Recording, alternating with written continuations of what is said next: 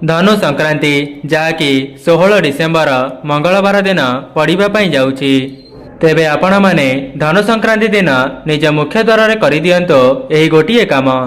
जदि आपण माने बहुत बड़ समस्या रे फसी जाइछंती किंबा ऋण करजर सामना करूछंती नचेत अर्थजनित समस्या रे फसी जाइछंती समस्त क्षेत्र में आपणको समाधान मिल जिवो। ता सहित एक मास मध्यरे आपणकर समस्त ऋण करज सुझी जिबा सहित आपणक निकट को धन आसीबार मार्ग खोली जिवो। जेहेतु चलित वर्षर धनु संक्रांति मंगलवार दिन पड़ापी जाऊँगी तेबे आपणकर मंगल ग्रह मध्य मजबूत होई परिबे। जो माने नूतन कार्यटी को करिबा पई मनस्थ करथिले तेबे आपण माने संक्रांति ठारो सेही कार्यटी को करिबा आरंभ करि दियंतो। काहेकि ना सनातन धर्म रे संक्रांतिर बहुत अधिक महत्व रही थाए। सेति पई आपण माने संक्रांति ठारो जेउ भी कार्यटी को आरंभ करिबे सेथिरे आपणको शुभ शुभ फल देखिबा पई मिलिबो। दर्शक बंधु आपणक एरुणी बंधटी हेउची लक्ष्मी नारायणकर वासस्थान एवं आपणक घर को भगवानकर आगमन आपणकर मुख्य द्वार बाटे ही होई थाए। दर्शक बंधु आपणक मुख्य द्वार को माँ लक्ष्मी एवं अलक्ष्मी प्रत्येक दिन आसी थांती एवं आपणक मुख्य द्वार सामने छिड़ा होई आपणकर करुथिबा प्रत्येक दिनर कार्यकलाप को लक्ष्य करिथांती। जो माने यही सब भूल करुथांती सेमानक घरो माँ लक्ष्मी सदा सर्वदा छाड़ी करी चली जाती। दर्शक बंधु जेमिति कि आपण माने जानिछंती आमे माने जेउ भली भावरे कर्म करिबा भगवान सेही कर्म अनुसारे आमको फल देबे।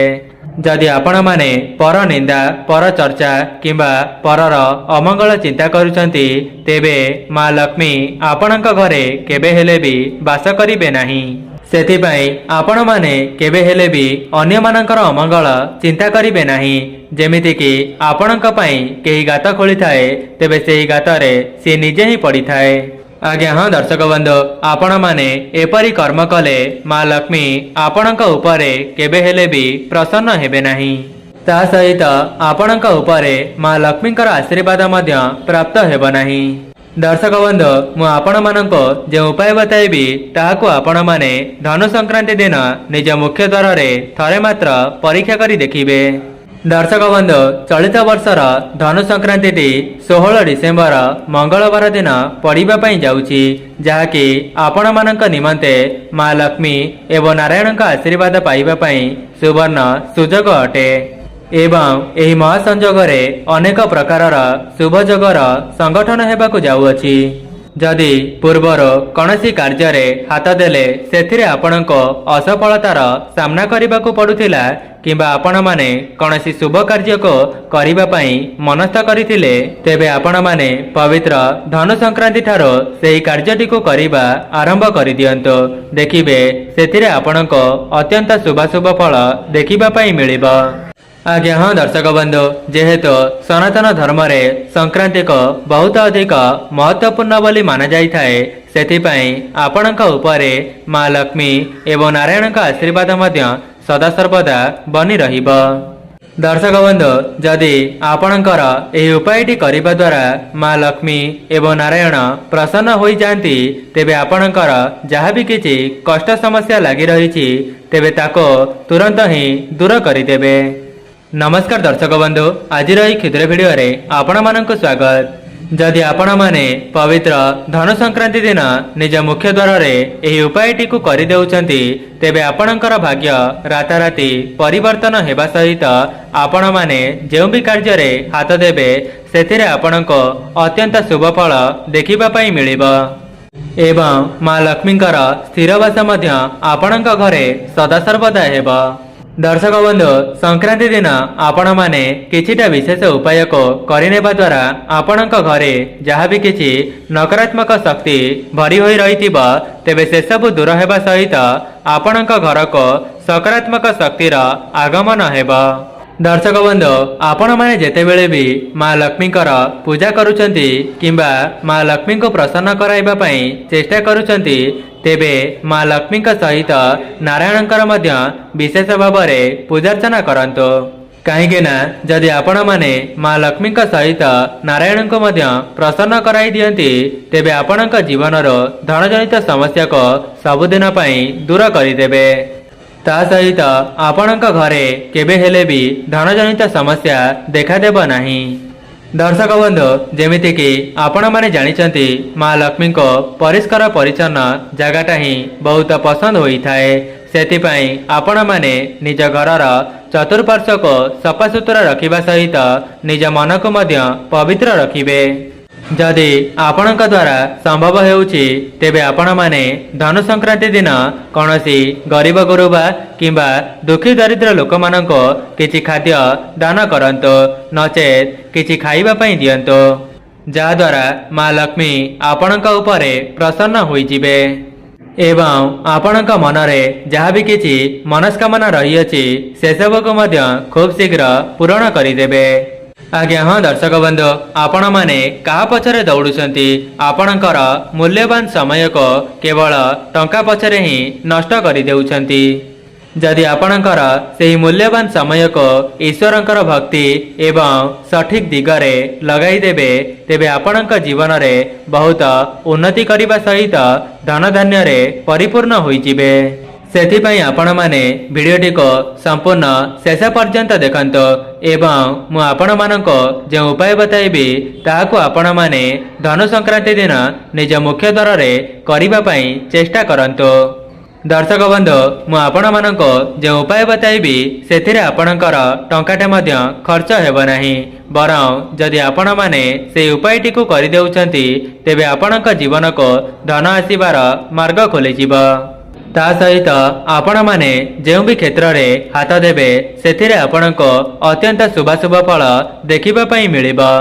दर्शक बंधु आपण मानक मनरे प्रश्न आसुथिबो जे एमिति निज मुख्य द्वार सामने कौन करिबा द्वारा आम घर को दुख दारिद्रता प्रवेश करि परिबो नाही। सेही समस्त विषय रे मु आपण मानको वीडियोर आगरे बताइबा पई जाउची। एहा पूर्वर जदि आपण माने वीडियोटी को लाइक करि नांती वीडियोटी को लाइक करी कमेंट बॉक्स रे जय माँ लक्ष्मी जय जगन्नाथ अवश्य लिखि दियंतो एवं चैनलटी रे नुआ थिले चैनलटी को सब्सक्राइब करि दियंतो। दर्शक बंधु आमर सनातन धर्म रे संक्रांतिर बहुत अधिक महत्व रही अछि जेहेतु चलित वर्षर धनु संक्रांति 16 डिसेम्बर मंगलवार दिन पड़िबा पई जाउची तेबे एहा आपण मानक निमंते सुवर्ण सुजोग अटे जहाँकि संक्रांति दिन आपण माने माँ लक्ष्मी एवं नारायण का आशीर्वाद को एका साथी रे प्राप्त करि परिबे। जदि आपण माने धनु संक्रांति दिन निज मुख्य द्वार सामने एही उपायटी को करि देउछंती तेबे आपणकर भाग्य राताराती परिवर्तन होई जिवो। एहाको करिबा द्वारा जो माने चाकरी क्षेत्र रे प्रयास करुथिले तेबे सेमानंको तांका मन मुताबक चाकरीटीए प्राप्त होई जिवो। ता सहित आपण माने एही उपायटी करिदेबा द्वारा आपणक उपरे माँ लक्ष्मी एवं नारायण प्रसन्न होई जांती। दर्शक बंधु जेहेतु एथरर धनु संक्रांति 16 डिसेम्बर मंगलवार दिन पड़िबा पई जाउची तेबे आपण माने एहाको हाथ छड़ा करंतु नाही। मोर कहिबार अर्थ हेउची आपण माने एही दिन एही उपायटी करिबा द्वारा आपणक उपरे माँ लक्ष्मी एवं नारायणकर आशीर्वाद सदा सर्वदा रहिबो। जो माने भी एही वीडियोटी को देखुचंती जदि आपण माने भी निज जीवन रे उन्नति चाहूचंती एवं संपूर्ण ऋण करजर मुक्ति पाइबा पई चाहूचंती ता सहित आपणक जीवन को धन आसीबा पई चाहूचंती तेबे आपण माने धनु संक्रांतिर एही समय रे निज मुख्य द्वार सामने करि दियंतो एही गोटिए काम। आपण थरे मात्र यार परीक्षा करी देखंतो कहीं ना जदि आपणकर एही प्रयास द्वारा माँ लक्ष्मी एवं नारायण प्रसन्न होई जांती तेबे आपणकर भाग्य तो परिवर्तन होई जिवो। ता सहित आपणक निकट को धन आसीबार मार्ग खोली जिवो। कहीं ना जो उपायटी मु आपण मानक बताइबा पई जाउची सेथिरे आपणकर टंकाटे मध्य खर्च हेबो नाही किंतु जदि आपण माने से उपायटी को करि देउचंती तेबे आपणक जीवन को धन आसीबार रास्ता खोली जिवो। ତା ସହିତ ଯେଉଁମାନେ ଋଣ କରଜରେ ବୁଡ଼ି ଯାଇଛନ୍ତି କିମ୍ବା ଧନଜନିତ ସମସ୍ୟାର ସାମ୍ନା କରୁଛନ୍ତି ତେବେ ସେମାନଙ୍କର ସମସ୍ତ ସମସ୍ୟା ମଧ୍ୟ 1 ମାସ ମଧ୍ୟରେ ଦୂର ହୋଇଯିବ। ସେଥିପାଇଁ ଆପଣମାନେ ପବିତ୍ର ଧନୁ ସଂକ୍ରାନ୍ତିକୁ ଏମିତି ହିଁ ହାତଛଡ଼ା କରନ୍ତୁ ନାହିଁ। ଆପଣମାନେ କେବଳ ଆପଣଙ୍କ ମୁଖ୍ୟଦ୍ୱାର ସାମ୍ନାରେ ସେହି ଗୋଟିଏ ଜିନିଷଟିକୁ ଟାଙ୍ଗି ଦେବାର ଅଛି, ଯାହାକୁ କରିନେବା ଦ୍ୱାରା ଲକ୍ଷ୍ମୀ ନାରାୟଣ ଆପଣଙ୍କ ଉପରେ ପ୍ରସନ୍ନ ହୋଇଯାଆନ୍ତି। ଦର୍ଶକ ବନ୍ଧୁ, ଆପଣମାନେ କୌଣସି କାଗଜରେ ହେଉ, ଫଟୋ ହେଉ କିମ୍ବା ରଙ୍ଗରେ ହେଉ ଆପଣମାନେ ଶଙ୍ଖ ଚକ୍ର ଏବଂ ଗଦା ପଦ୍ମର ଗୋଟିଏ ଗୋଟିଏ ଫଟୋକୁ ଅଙ୍କନ କରିବେ। ଯଦି ଆପଣମାନେ କୌଣସି ଶଙ୍ଖ ଚକ୍ର ଏବଂ ଗଦା ପଦ୍ମର ଫଟୋକୁ ଆଣି ଟଙ୍ଗାଇ ପାରିବେ ତେବେ ଭଲ କଥା। ଦର୍ଶକ ବନ୍ଧୁ, ଯଦି ଆପଣମାନେ ସେହି ଫଟୋଟିକୁ ପାଇପାରୁନାହାନ୍ତି ତେବେ ଆପଣମାନେ ନିଜ ମୁଖ୍ୟଦ୍ୱାରର 2 ପାର୍ଶ୍ୱରେ ଶଙ୍ଖ ଚକ୍ର ଏବଂ ଗଦା ପଦ୍ମର ଗୋଟିଏ ଗୋଟିଏ ଝୋଟିକୁ ଅଙ୍କନ କରିପାରିବେ। ଯଦି ଆପଣମାନେ ଏହାକୁ ପ୍ରତିଦିନ କରିବେ ତେବେ ଏହା ତ ଆହୁରି ଭଲ, କିନ୍ତୁ ଯଦି ବ୍ୟସ୍ତବହୁଳ ସମୟ ମଧ୍ୟରେ ଆପଣଙ୍କୁ ପ୍ରତ୍ୟେକ ଦିନ କରିବା ସମ୍ଭବ ହେଉନାହିଁ ତେବେ ଆପଣମାନେ ଧନୁ ସଂକ୍ରାନ୍ତିର ବ୍ରହ୍ମ ମୁହୂର୍ତ୍ତରୁ ଏପରି କାର୍ଯ୍ୟକୁ କରିପାରିବେ। ଦେଖିବେ ମା ଲକ୍ଷ୍ମୀ ଏବଂ ନାରାୟଣଙ୍କ ଆଶୀର୍ବାଦରୁ ଆପଣଙ୍କର ସମସ୍ତ ସମସ୍ୟା ଦୂର ହେବା ସହିତ ଆପଣଙ୍କର ଭାଗ୍ୟ ରାତାରାତି ପରିବର୍ତ୍ତନ ହୋଇଯିବ। ଦର୍ଶକ ବନ୍ଧୁ, ଏମିତି ବି କିଛି ଲୋକ ଅଛନ୍ତି ଯେଉଁମାନେ ନୂତନ ଘରଟିକୁ ନିର୍ମାଣ କରିବା ସମୟରେ ଏହାର ପ୍ରୟୋଗ କରିଥାନ୍ତି, କାହିଁକି ନା ସେମାନେ ମଧ୍ୟ ଜାଣିଥାନ୍ତି ଯେ ଶଙ୍ଖ ଚକ୍ର ଗଦା ପଦ୍ମକୁ ନିଜ ଘରର ପ୍ରଥମରୁ ଲଗାଇବା ଦ୍ୱାରା ସେମାନଙ୍କ ଘରଟି ଖୁବ୍ ଶୀଘ୍ର ନିର୍ମାଣ ହୋଇଯାଇଥାଏ। ଆଜ୍ଞା ହଁ ଦର୍ଶକ ବନ୍ଧୁ, ଆପଣଙ୍କ ଉପରେ ମା ଲକ୍ଷ୍ମୀ ଏବଂ ନାରାୟଣଙ୍କ ଆଶୀର୍ବାଦ ରହିଯିବା ଦ୍ୱାରା ଆପଣଙ୍କ ଜୀବନରେ କେବେ ହେଲେ ବି ଗରିବୀ ଏବଂ ଅଶାନ୍ତି ପ୍ରବେଶ କରିପାରିବ ନାହିଁ। ଯଦି ପୂର୍ବରୁ ଆପଣଙ୍କ ଘରେ ମନ ମତାନ୍ତର କଳିଝଗଡ଼ା ଲାଗି ରହୁଥିଲା ତେବେ ଉପାୟଟି କରିବା ପରେ ଆପଣଙ୍କ ଘର ମନ ମତାନ୍ତର କଳିଝଗଡ଼ା ସବୁଦିନ ପାଇଁ ସମାପ୍ତ ହୋଇଯିବ। ଆପଣମାନେ ଦେଖିଥିବେ ଯେଉଁ ଘରର ମୁଖ୍ୟଦ୍ୱାର ସାମ୍ନାରେ ଶଙ୍ଖ ଚକ୍ର ଏବଂ ଗଦା ପଦ୍ମର ଝୋଟି ପଡ଼ିଯାଇଥାଏ ସେମାନଙ୍କ ଘରର ସଦସ୍ୟମାନେ ନିଜ ଜୀବନରେ ବହୁତ ଉନ୍ନତି କରିବା ସହିତ ଧନଧାନ୍ୟରେ ପରିପୂର୍ଣ୍ଣ ହୋଇଯାଆନ୍ତି। ଯଦି ବି ଆପଣମାନେ କୌଣସି ଶୁଭ କାର୍ଯ୍ୟକୁ ଯିବା ସମୟରେ ସେହି ଜିନିଷର ଦର୍ଶନ ମଧ୍ୟ କରିଦେଉଛନ୍ତି ତେବେ ଆପଣଙ୍କର ସେହି କାର୍ଯ୍ୟଟି ଶୁଭମଙ୍ଗଳ ହେବା ସହିତ ଆପଣମାନେ ସେଥିରେ ବିଜୟୀ ନିଶ୍ଚିତ ହେବେ। ସେଥିପାଇଁ ଯେଉଁମାନେ ବି ଏହି ଭିଡ଼ିଓଟିକୁ ଦେଖୁଛନ୍ତି ଆପଣଙ୍କ ଜୀବନରେ ଉନ୍ନତି ପାଇଁ ଥରେ ମାତ୍ର ଏହାର ପରୀକ୍ଷା କରି ଦେଖିବେ, କାହିଁକି ନା ଏପରି ସୁଯୋଗ ଆପଣଙ୍କୁ ବାରମ୍ବାର ମିଳିବ ନାହିଁ। ଦର୍ଶକ ବନ୍ଧୁ, ଏମିତି ବି କିଛି ଲୋକ ଅଛନ୍ତି ଯେଉଁମାନେ କଠିନ ପରିଶ୍ରମ କରିନେବା ପରେ ବି ସେମାନଙ୍କୁ ତାଙ୍କ ପରିଶ୍ରମର ମୂଲ୍ୟ ମିଳିପାରିନଥାଏ, ଯାହାଦ୍ୱାରା ସେମାନଙ୍କ ଘରେ ମନ ମତାନ୍ତର କଳିଝଗଡ଼ା ଦେଖାଦେବା ସହିତ ସେହି ବ୍ୟକ୍ତିଟି ଅଶାନ୍ତିରେ ରହିଥାଏ। ସେଥିପାଇଁ ସେହି ବ୍ୟକ୍ତିଟି ତାଙ୍କ ମନ ଭିତରେ ଅନେକ ପ୍ରକାରର ନକାରାତ୍ମକ ଭାବନାକୁ ଭରି ନେଇଥାନ୍ତି ଏବଂ ସେଥିପାଇଁ ସେ ନିଜେ ଦୁଃଖ କଷ୍ଟରେ ରହିବା ସହିତ ସେମାନଙ୍କ ପରିବାରର ସଦସ୍ୟମାନେ ମଧ୍ୟ ଦୁଃଖ କଷ୍ଟରେ ଜୀବନଯାପନ କରିଥାନ୍ତି। ଦର୍ଶକ ବନ୍ଧୁ, ମୁଁ ଆପଣମାନଙ୍କୁ ଭିଡ଼ିଓର ଆଗରେ ଗୋଟିଏ ବିଶେଷ ଉପାୟ ବିଷୟରେ ବତାଇବା ପାଇଁ ଯାଉଛି। ସେଥିପାଇଁ ଯେଉଁମାନେ ବି ଭିଡ଼ିଓଟିକୁ ଏପର୍ଯ୍ୟନ୍ତ ଦେଖୁଛନ୍ତି ଶେଷ ପର୍ଯ୍ୟନ୍ତ ନିଶ୍ଚୟ ଦେଖନ୍ତୁ। ଭିଡ଼ିଓର ଶେଷରେ ମୁଁ ଆପଣମାନଙ୍କୁ ଧନପ୍ରାପ୍ତିର ବିଶେଷ ଉପାୟଟିଏ ବତାଇବା ପାଇଁ ଯାଉଛି, ଯାହାକୁ କରିନେବା ଦ୍ୱାରା ଆପଣଙ୍କ ଜୀବନରେ ଧନଜନିତ ସମସ୍ୟା କେବେ ହେଲେ ବି ପ୍ରବେଶ କରିପାରିବ ନାହିଁ। ଦର୍ଶକ ବନ୍ଧୁ, ଯଦି ଆପଣମାନେ ପୂର୍ବରୁ କୌଣସି ଭଗବାନଙ୍କର ଫଟୋ ବା ମୂର୍ତ୍ତିକୁ ନିଜ ଘରକୁ ଆଣିବା ପାଇଁ ଚେଷ୍ଟା କରୁଥିଲେ ତେବେ ଆପଣମାନେ ସଂକ୍ରାନ୍ତି ଠାରୁ ସେହି ମୂର୍ତ୍ତିଟିକୁ ଆପଣଙ୍କ ଘରକୁ ନେଇକରି ଆସିପାରିବେ। ତା ସହିତ ଆପଣମାନେ ଧନୁ ସଂକ୍ରାନ୍ତିର ସନ୍ଧ୍ୟା ସମୟରେ ନିଜ ଘରର ଏହି 3ଟି ଜାଗାରେ 3ଟି ଦୀପକୁ ନିଶ୍ଚିତ ଭାବରେ ପ୍ରଜ୍ୱଳନ କରନ୍ତୁ, ଯାହାଦ୍ୱାରା ଆପଣଙ୍କ ଉପରେ ଭଗବାନଙ୍କର ଆଶୀର୍ବାଦ ସଦାସର୍ବଦା ରହିବ।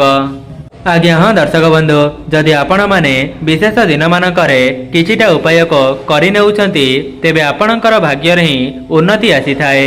ତେବେ ପ୍ରଥମ ଜାଗାଟି ହେଉଛି ଆପଣଙ୍କ ଘରର ତୁଳସୀ ଚଉରା, ଯାହାକି ସନ୍ଧ୍ୟା ସମୟରେ ଆପଣଙ୍କ ତୁଳସୀ ଗଛ ମୂଳରେ ଘିଅର ଦୀପକ ପ୍ରଜ୍ୱଳନ କରିବେ ଏବଂ ସେହି ଦୀପଟିକୁ ପ୍ରଜ୍ୱଳନ କରିବା ସମୟରେ ଆପଣଙ୍କ ମନରେ ଯାହା ବି କିଛି ଅଧା ଅଧୁରା ମନସ୍କାମନା ଅଛି ତାହାକୁ ମା ବୃନ୍ଦାବତୀଙ୍କ ନିକଟରେ ଜଣାଇଦେବେ।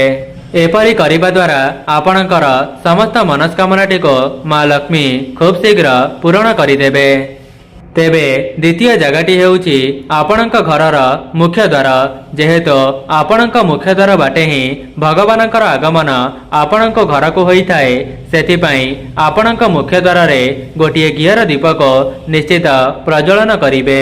ଦର୍ଶକ ବନ୍ଧୁ, ତୃତୀୟ ଜାଗାଟି ହେଉଛି ଆପଣଙ୍କ ଘରର ଠାକୁର ଘର। ଆପଣମାନେ ଧନୁ ସଂକ୍ରାନ୍ତି ଦିନ ଆପଣଙ୍କ ଠାକୁର ଘରେ ମଧ୍ୟ ଗୋଟିଏ ଘିଅର ଦୀପକୁ ନିଶ୍ଚିତ ପ୍ରଜ୍ୱଳନ କରିବେ। ଆପଣମାନେ ଧ୍ୟାନ ରଖିବେ ସେହି ଦୀପର ମୁଖଟିକୁ ଆପଣମାନେ ଉତ୍ତର ଦିଗକୁ ରଖି ପ୍ରଜ୍ୱଳନ କରିବେ। ଏପରି କରିବା ଦ୍ୱାରା ଆପଣଙ୍କର ସମସ୍ତ ବାଧାବିଘ୍ନ ଦୂର ହେବା ସହିତ ଆପଣଙ୍କର ଭାଗ୍ୟଟି ରାତାରାତି ପରିବର୍ତ୍ତନ ହୋଇଯିବ। ଦର୍ଶକ ବନ୍ଧୁ, ଯେମିତିକି ମୁଁ ଆପଣମାନଙ୍କୁ ଭିଡ଼ିଓର ଆଗରେ ବତାଇଥିଲି ଯେ ଧନ ପ୍ରାପ୍ତିର ବିଶେଷ ଉପାୟଟିଏ ଆପଣମାନଙ୍କୁ ବତାଇ ରଖିବି, ତେବେ ସେହି ଉପାୟଟି ହେଉଛି ଆପଣମାନେ ସଂକ୍ରାନ୍ତି ଦିନ ସନ୍ଧ୍ୟା ସମୟରେ ମା ଲକ୍ଷ୍ମୀଙ୍କୁ 3ଟି ପଦ୍ମଫୁଲ ଅର୍ପଣ କରିବେ। ଯେହେତୁ ଆପଣମାନେ ଜାଣିଛନ୍ତି ମା ଲକ୍ଷ୍ମୀଙ୍କର ପଦ୍ମଫୁଲ ଅତ୍ୟନ୍ତ ପ୍ରିୟ ହୋଇଥାଏ, ସେଥିପାଇଁ ଆପଣମାନେ ମା ଲକ୍ଷ୍ମୀଙ୍କ ନିକଟରେ 3ଟି ପଦ୍ମଫୁଲକୁ ଅର୍ପଣ କରିବେ। ଏପରି କରିବା ଦ୍ୱାରା ମା ଲକ୍ଷ୍ମୀ ଆପଣଙ୍କର ସମସ୍ତ ମନସ୍କାମନାଟିକୁ ଖୁବ୍ ଶୀଘ୍ର ପୂରଣ କରିଦିଅନ୍ତି।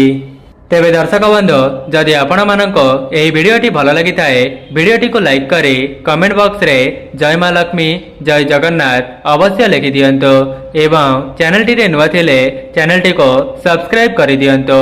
ଆଜି ପାଇଁ ରହୁଛି, ନମସ୍କାର।